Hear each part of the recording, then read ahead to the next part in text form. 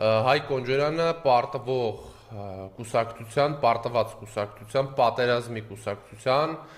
քաղաքացիական պայմանագիր կուսակցության ներկայացուցիչ է։ Հայկ Կոնջորյանը ներկայացուցիչ է մի կուսակցության, որը հանձնել է Արցախը եւ ճանաչել է Արցախը Ադրբեջանի մաս։ Հայկ Կոնջորյանը մի կուսակցության ներկայացուցիչ է, որը լուր է մնում, երբ 200 քառակուսի կիլոմետր հայկական հող են նվաճում ադրբեջանցիները, գրավում են, ուզուրպացնում են եւ Նիկոլ Փաշինյանը,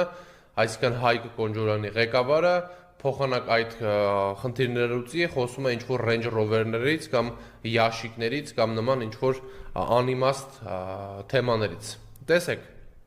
Հայկ Կոնջորյանը